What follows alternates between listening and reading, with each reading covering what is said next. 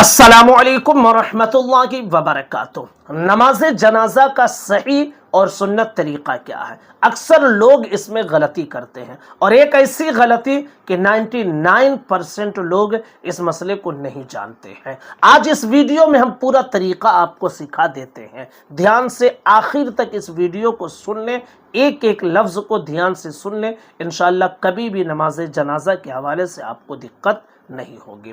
सबसे पहले आप जान लें कि नमाज जनाजा ये फ़र्ज़ किफ़ाया है, यानी मोहल्ले के अगर चंद लोगों ने मिलकर किसी मुर्दे की जनाजे की नमाज अदा कर ली है तो सारे लोग बरीउ ज़िम्मा हो गए हैं, और अगर किसी ने नहीं अदा की तो सारे लोग गुनहगार होंगे। नमाज जनाजा का तरीक़ा क्या है? नमाज जनाजा में 4 तकबीरें हैं। नियत कैसे करनी है? सबसे पहले आप नियत करेंगे। नियत की मैंने नमाज जनाजा की 4 तकबीरों के साथ है।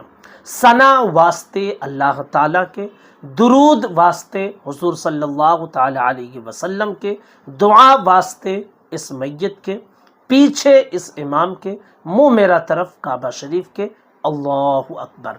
पहली तकबीर आप कहेंगे, कानों तक हाथ ले जाइए और अल्लाहु अकबर कहते हुए हाथ नीचे लाइए और नाफ के नीचे बांध लीजिए। सबसे पहले आपको सना पढ़नी है, वही सना जो आप नमाज में पढ़ते हैं लेकिन थोड़ी सी चेंजिंग के साथ।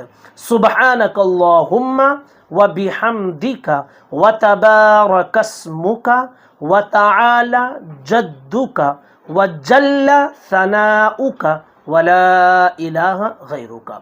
व तआला जद्दुका के बाद सिर्फ इतना बढ़ाना है, व जल्ला सनाउका वला इलाहा गैरुका। ठीक है, सना पढ़ेंगे। सना पढ़ने के बाद आप दूसरी तकबीर कहेंगे, अल्लाहु अकबर, लेकिन हाथों को आप बांधे रहेंगे, कानों तक हाथ नहीं उठाना है, आपको नियत नहीं छोड़नी है। सिर्फ तकबीर कहेंगे, हाथ आपके वैसे बंधे रहने चाहिए। अल्लाहु अकबर।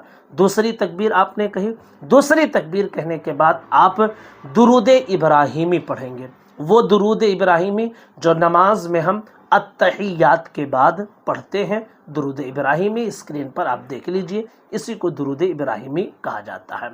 आपकी 2 तकबीर हो गई। अब तीसरी तकबीर कहनी है, अल्लाहु अकबर।